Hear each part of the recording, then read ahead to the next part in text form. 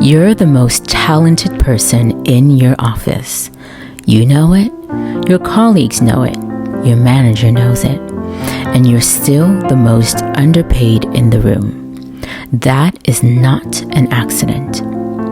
If you grew up in an immigrant household or no-nonsense household, you already know the speech. You have heard it so many times that it becomes background noise of your entire childhood. Work hard. Keep your head down. Don't make noise. Be grateful you have a seat at the table. Be the best you can so they can't ignore you. 20 years at a company, they said. Be loyal, be patient, they said. Be consistent and it will pay off, they said. It will all pay off. And you believed it. Of course you believed it. Because the people who told you this were the people who loved you the most. Your parents who left everything they knew and built something out of nothing, potentially in a country that was not designed to welcome them. Who worked jobs that were beneath their intelligence and their dignity because that was what the moment required. Who kept their heads down, not because they were passive, but because they were strategic about survival in a system that would have crushed them if they moved the wrong way. And you watched all of that, and you absorbed every bit of it. You saw what discipline and sacrifice and sheer refusal to quit produced from your parents. And you carried all of it with you into every single job you've ever walked into. You carried it into your first performance review, your first salary negotiation, your first moment where you could have spoken up and you didn't. Because what you were taught was that the work speaks for itself. That if you are excellent enough, consistent enough, indispensable enough, the right people will notice and the right things will follow. I need to tell you something, and I need you to hear it, not as criticism of where you came from, but as the truth that no one handed you along the way with, a playbook. That strategy was never designed for the world you're trying to build right now. It was a survival strategy for a different generation, facing a different set of circumstances, and it felt safe for them. It kept them fed. It kept your family together. But survival and thriving are not the same thing. And the tools that got your parents through are not the same tools that will get you to the life you're actually here to live. Here's what's happening right now when you're keeping your head down and doing exceptional work, assuming that your results will speak for themselves, obviously. Your counterparts are having a completely different conversation. Every 6 months, they're negotiating. Every review cycle, they're advocating for themselves, asking for raises, for work that is nowhere near the standards of what you are producing. They're putting their names on projects, high visibility projects, making sure the right people know exactly what they're contributing, and they're getting rewarded for it. Not because they're better than you, but because they asked for it and you didn't. You kept quiet. Closed mouths don't get fed, and today we're going to sit in exactly what it costs you. Name the specific patterns that are keeping you underpaid and overlooked, and then, only then, are we going to talk about what you can do instead. This is episode 2 of the Winning Woman series. Welcome back. And if this is your first episode, go back and start from the beginning because we laid the foundation there that everything today is built on. First, I want to give you something to hold on to for the entire series, a metaphor that reframes everything we're about to talk about. I once heard somebody say, your life is a gated community. Think about what that actually means. A gated community is not open to everyone. You don't just walk in off the street. There are standards, There are criteria, there is a process. You get assessed at the door, and if you don't meet what is required to be in that space, you do not get in. And it doesn't matter how much you want to be there. It does not matter how loud you knock. The gate exists for a reason, to protect everything inside from what doesn't belong there. Now, I want you to think honestly about how you've been running your career, your energy, your time, your talent, your emotional environment. What about your best ideas, your best work, your best hours of the day? Has any of that been a gated community, or have you been leaving every door open to bad opportunities or environments that undervalue you?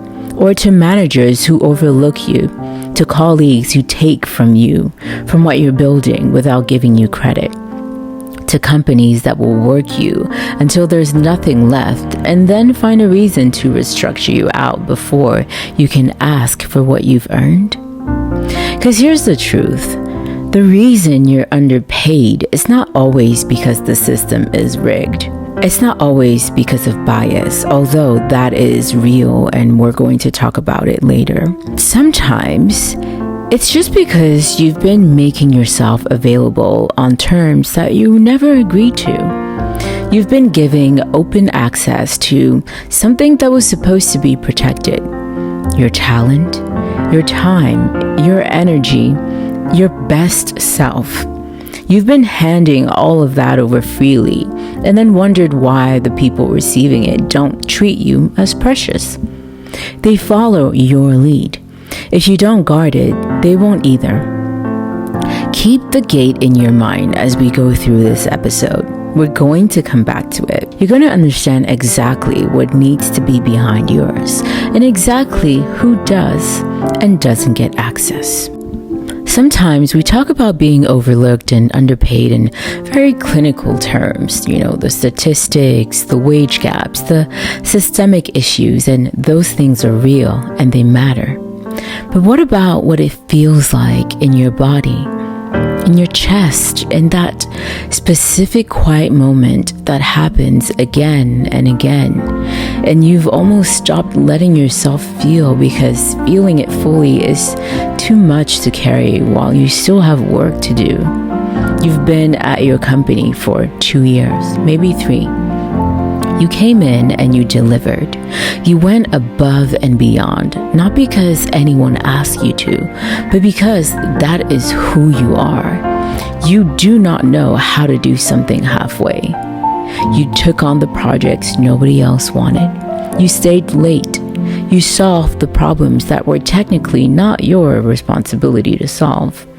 You built relationships across departments.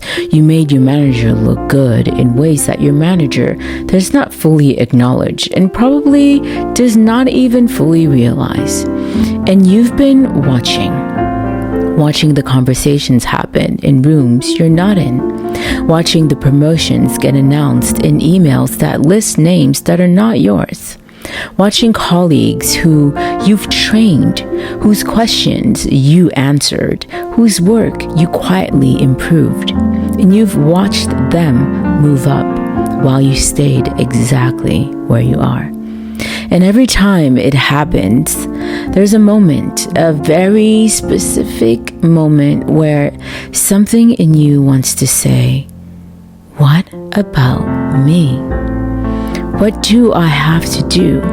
How much more do I have to give before someone in this building sees what I'm actually worth?" But then you swallow it because you're not raised to make a scene. You're professional. You don't want to make it difficult. You don't want to be the angry one or the one who causes drama.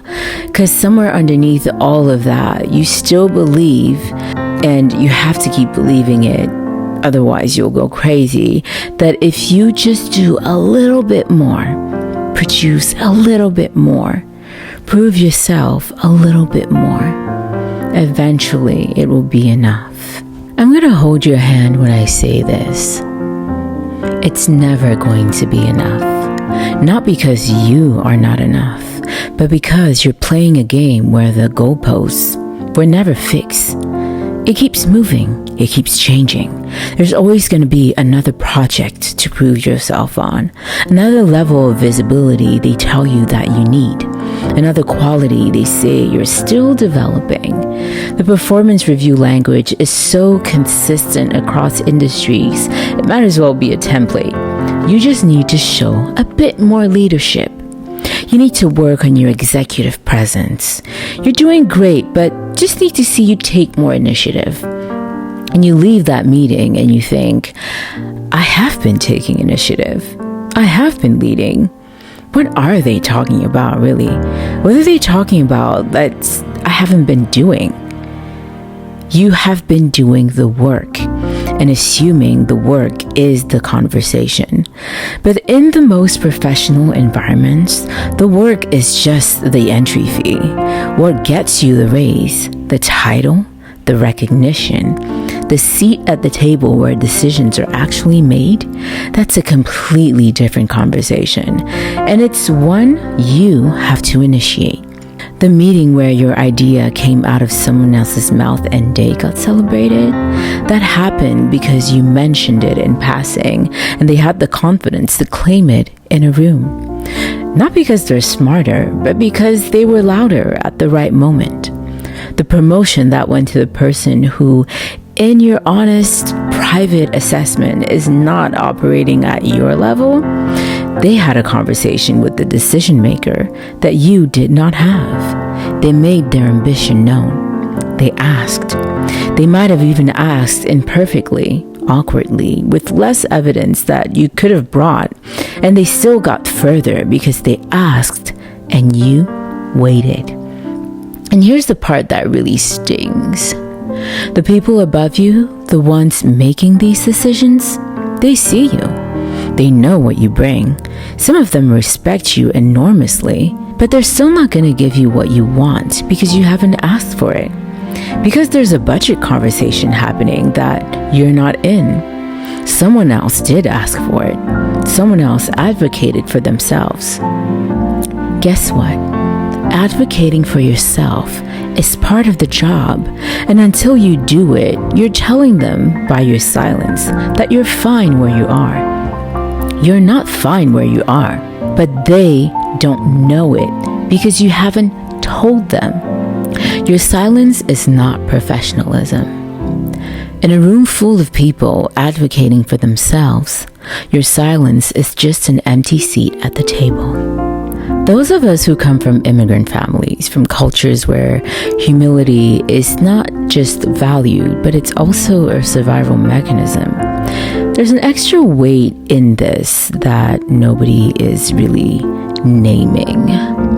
There's a guilt that comes with wanting more. There's probably a voice that sounds a little bit like love, but functions like a ceiling. And it's a part of you that feels like asking for more is somehow ungrateful for the sacrifice that was made to give you access to these rooms in the first place. Your parents worked so hard to get you here. Who are you to complain? And here is not enough? Who are you to want more than what they could have dreamed of for themselves? And that guilt is real, and it comes from a real place. The love behind it is real. But I need us to understand something. The greatest honor you can give to the sacrifice that was made for you is not to settle for the bare minimum of what that sacrifice made possible. It's to take every door they fought to open and walk through it fully, not halfway and not apologetically, all the way through with your head up, knowing you're worth it and asking for what you deserve. That's not ingratitude. That's the whole point of everything that they built. Remember, we stand on the shoulders of giants, and these people paved the way for us. And I always love to think that I am my ancestors' wildest dreams. Now, before the asking piece, which is going to change things for a lot of you, there's something else happening in some of your workspaces that's not just about whether or not you're advocating for yourself. There's an invisible architecture of sorts that operates completely independently of your performance, your professionalism, or how well you follow the rules. If you're the kind of woman we've been talking about in this series, when you have that presence, that energy, that thing that makes rooms shift when you enter them, the workplace is not always a safe place for you because you're a threat without even trying to be one. Here's what it looks like. You get assigned to low visibility projects. The one that technically is important, but nobody senior is watching. And you do what you always do. You take it to another level. You solve problems that weren't in the brief. You build relationships across departments. People start seeking you out, and your reputation starts expanding in ways that nobody planned for. And instead of that being the moment that finally gets you promoted, instead of your manager bringing you into a room and saying, "We need to talk about your next level," something quieter happens instead. They try to contain you. They move you to a different project right when you were becoming undeniable. They restructure your role in a way that pulls you back from the visibility you're gaining. The credit for the thing you built gets distributed in ways that are so subtle you cannot even call it out directly without looking paranoid. And then in your performance review, there's language that sounds like feedback, but functions like a ceiling. And there it is again. You need to work on your executive presence. You could be more collaborative. We just need to see you be a bit more strategic. What they mean, and without them trying to say it out loud, is that you're expanding beyond the box they put you in. And people who benefit from you being in that box and what you cost are not always excited when you start becoming something they didn't plan for.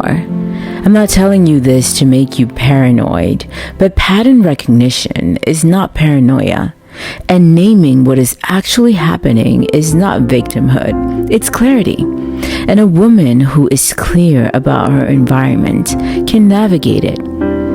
A woman who keeps telling herself it must be something she's doing wrong will spend years trying to fix the problem. And it's the wrong problem she's trying to fix. Let me tell you something. They're not trying to keep you in your place because you're not good enough. They're trying to keep you in your place because they can feel that you are too good for it.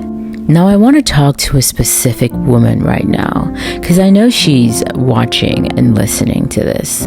And I know she's sitting there with a really particular kind of exhaustion. She tried. She spoke up. She asked for the promotion. Or she pushed back in the meeting, or she finally said the thing she'd been sitting on for months, and it didn't go the way it was supposed to. Maybe it made things awkward. Maybe her manager became more cold towards her. Maybe she got a reputation for being difficult, for being aggressive, for not being a team player, all for doing the exact thing that her male counterpart does every review cycle, without consequence. And now she's here listening to this, and part of her is thinking, that's easy for you to say. I tried that. I opened my mouth and it made things worse. So what exactly are you telling me to do? I hear you. I'm not going to minimize what that experience costs. Being punished for advocating for yourself is real. The double standard is real. The way ambition reads differently on women, especially women who look like us in rooms that were not designed for us in mind. That is real, and it is unfair, and you're not imagining it. But here's what I also need you to hear. The answer to being punished for speaking up in the wrong environment is not to stop speaking up. It's to get very clear about whether this environment is worth speaking up in at all and basically wasting more of your time. Because there's a difference between a room that needs to hear your voice and the room that will never be able to receive it. And part of the work we're doing in this series is helping you to develop the discernment to know which is which and the courage to act accordingly. There are two different types of women I'm speaking to right now.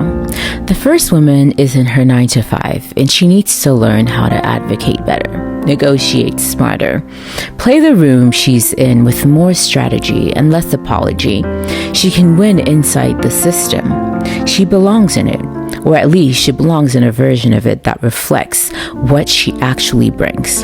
And what she needs is not a total reinvention. She needs a different approach to the game she is already in. The second woman already knows somewhere deep beneath the practicality, the bills, and the very logical reasons she stays that the container is wrong. Not just the company, the structure, the 9 to 5, the performance review, the waiting for someone above her to decide her worth. She does not belong there the way some people do not belong in the city they grew up in. It's not a reflection of the city's quality, it's just not the right size for what she is.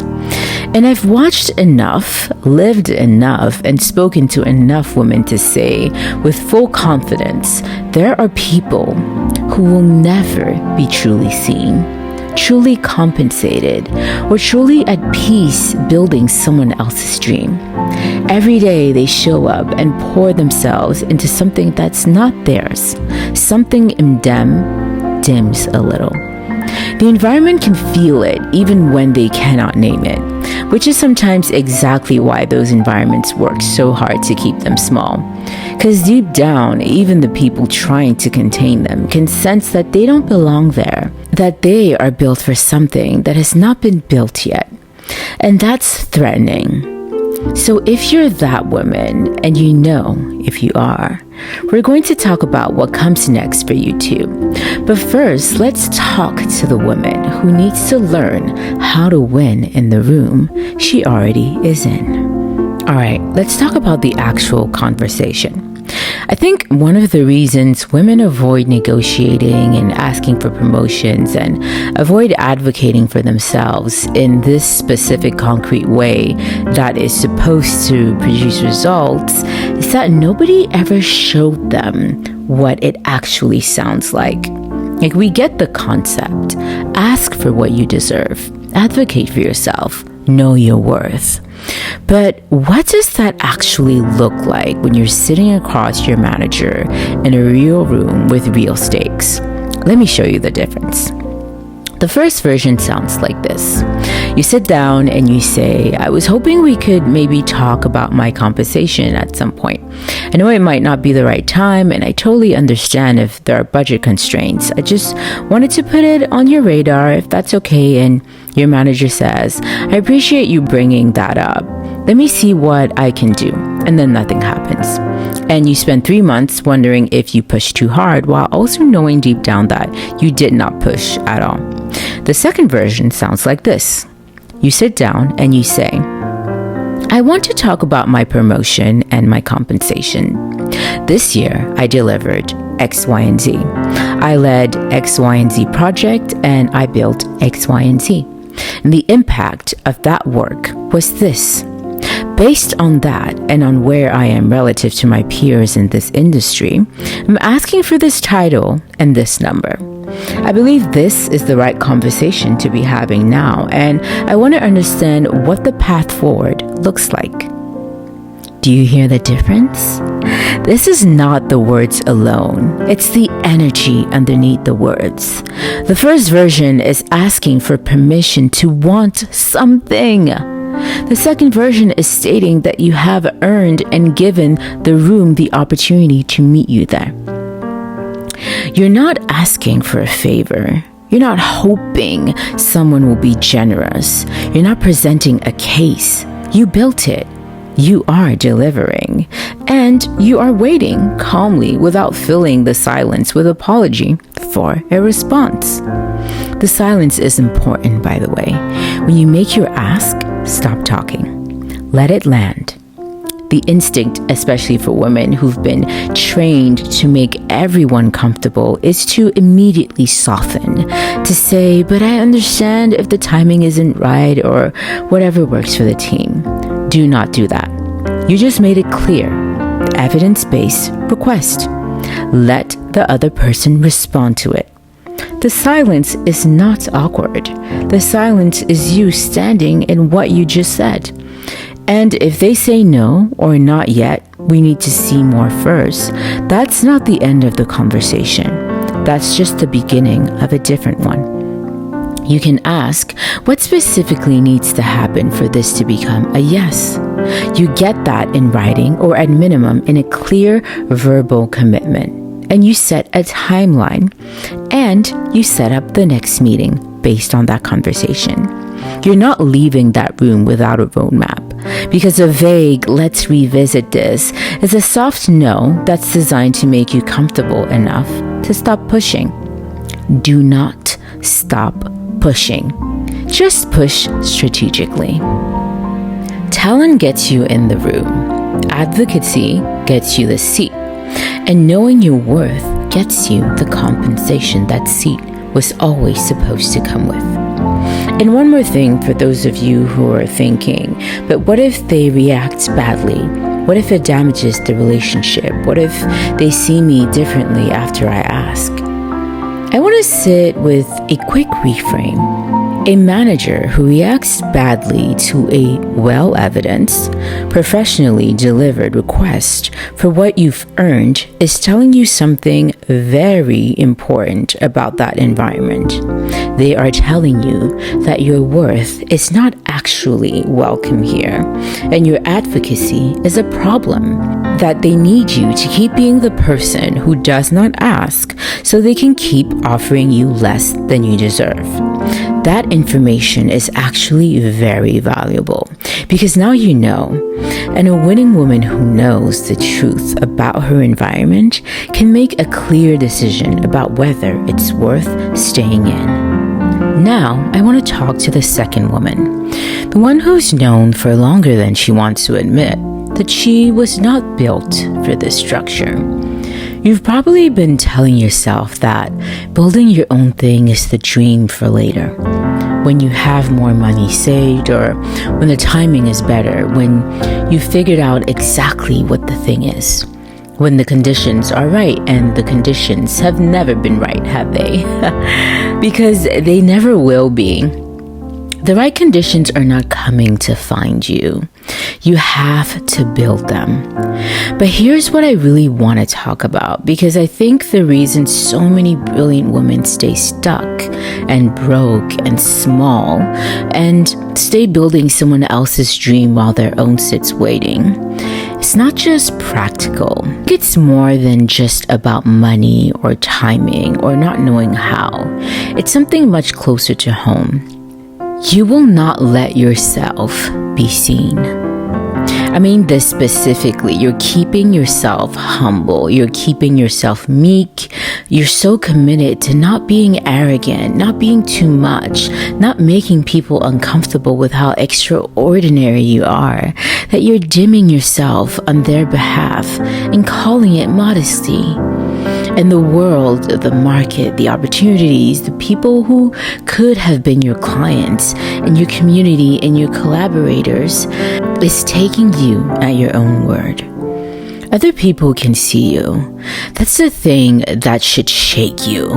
The manager who put you on the low visibility project, they see you. The colleague who monitors everything you do and never gives a compliment, they see you. The people who try to keep you contained, they feel exactly what you carry. That's why they pay such close attention. That's why they work so hard to manage you. The only person in the room who's not fully seeing you is you. And that's why you are undercharging.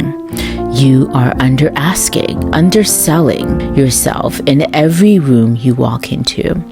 And it's not because you lack evidence of your value. It's because you have not decided yet, fully, irreversibly decided that you're worth advocating for as loudly and as consistently as you advocate for everything else in your life. Your family, your friends, your work, the causes you care about. You show up fully for all of those. You hold back for yourself. And here's what I want you to understand about building something of your own. It doesn't start with a perfect business plan or a fully formed idea or a large following or even a lot of money. It starts with a decision. The decision that your talent, your knowledge, your presence, your perspective, all of it is worth something on its own terms. Not on the terms that some company decided before you walked in the door. On yours, your brand, your platform, your business. The thing that when you work on it, you feel like yourself instead of a performance of yourself. That thing is not a fantasy. It's the most strategic move you can make.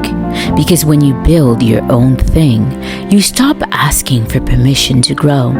You stop waiting for someone above you to decide you're ready. You set the gate. You set the terms. You decide who gets access to what you build and what they have to bring to deserve it. That is the ultimate gated community, the one you build yourself. The world doesn't have enough of your talent, and it's time that you have your name on it.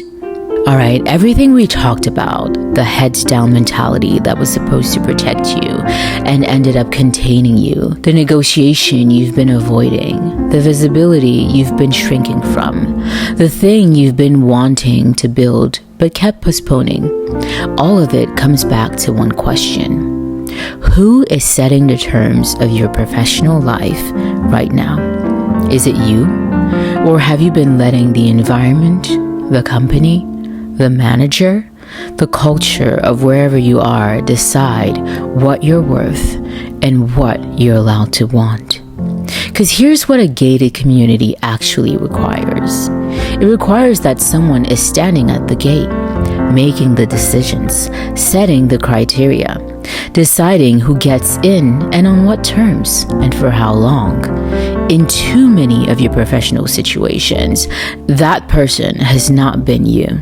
You've been inside the gate wondering why the wrong things keep coming in. But you were never at the gate. You were hoping the gate would manage itself. It's time you stand at your own gate, in your career, in your negotiations, in the opportunities you say yes to and the ones you walk away from without guilt. In the environments you stay in and the ones you leave before they take everything you have. In the price you put on what you bring and the refusal to let anyone talk you below it. You clicked on this video for a reason, and if you've made it to this point, I think you already know that the season of keeping your head down and hoping someone notices is over. Not because it was weakness, because you have outgrown it, because the woman you're becoming does not wait to be discovered. She shows up. She states her full value. She advocates for herself without apology. She builds the things that have her name on them. That is the winning woman in her career, in her business. Not aggressive, not difficult, not trying to prove anything to anyone. Just decided, clear, and standing exactly where she's supposed to be, asking exactly for what she has earned, and building exactly what was already meant to have her name on it. This is what your Renaissance season looks like in the professional arena, and we are just getting started. Before we end this video, I want to give you a couple questions. Not a quiz, just 3 honest questions to ask yourself. And there's no wrong answer, but there's an honest one. And I need you to be honest with yourself right now because what you do next depends on it. I put it together in the form of a 1-pager for you, as well as a visualization exercise you can practice once you've decided on your chief definite aim, your goal. And those questions will help you get to that one goal. And I want you to have that ready and written before the next episode. So click in the description box below to download it. Episode 3 is coming, and we are going into the people around you, the ones who say that they're in your corner and the ones who are quietly watching you, waiting for you to fail. How to tell the difference, what to do about both. Subscribe so you don't miss it. Share this episode with one woman in your life who is sitting in her excellence and may or may not be compensated for her efforts. She needs to hear this. Your gate is yours to set, so start acting like it. I'll see you in the next one. Bye, brilliant minds.